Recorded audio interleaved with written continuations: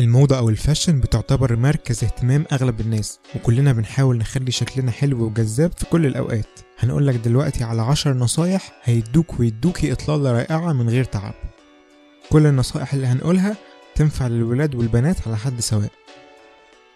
خلي ألوان لبسك ما تزيدش بأي حال من الأحوال عن 3 ألوان رئيسية، لكن ما يمنعش إنك ممكن تنوع في درجات ألوان اللون الواحد، عشان كترة الألوان بتجهد العين وهتخلي اللي بيتكلم معاك مشوش إلى حد ما.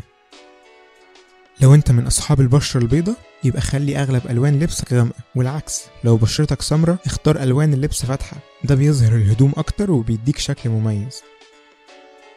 الفي نك أو الراوندد نك بتفضل اختيار صعب لناس كتير. ببساطة خبراء الفاشن بينصحوا أصحاب الرقبة الطويلة بلبس الفي نك، وأصحاب الرقبة القصيرة بلبس الراوندد نك. الموضوع بسيط. قبل ما تنزل تشتري هدوم بص بصة سريعة على دولاب هدومك، وخلي بالك من الألوان والأنواع اللي عندك، ده هيديك رؤية أحسن وهيساعدك تختار حاجات تتماشى مع الهدوم اللي عندك. احرص انك تاخد حد معاك وانت بتشتري الهدوم، صديق او حد من قرايبك اكتر من خبير ازياء. حذر من انك تشتري هدوم لوحدك، لانك هتبقى عرضة لآراء البياعين اللي همهم الاول والاخير هو انهم يحققوا مبيعات، مش انك تلبس حلو. اعرف ايه الالوان اللي بتليق عليك وخليك متمسك بيها. النصيحة دي اكتر للبنات اللي بيبقى عندهم نزعة تلقائية لتغيير الوان لبسهم باستمرار. علميا كل شخص فيه من 3 ل 5 الوان بيليقوا عليه. خلي ألوان لبسك كلها من الألوان دي.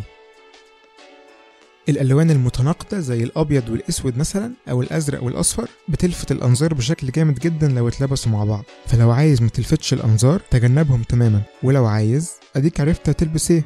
البنات سامعيني كويس؟ لو رايح مكان وعارف انك هتقابل ناس لأول مرة وهتتكلم معاهم احرص ان ألوان لبسك تبقى كلها فاتحة.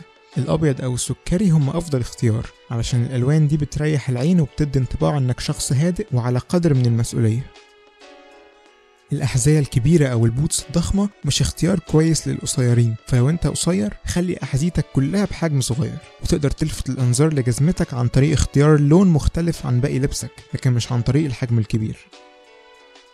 واحد من أهم قواعد الفاشن في العالم بيقول quality over quantity، بمعنى انك ممكن تجيب تيشيرت واحد بس جودته عالية جدا احسن من 10 تيشيرتات اي كلام.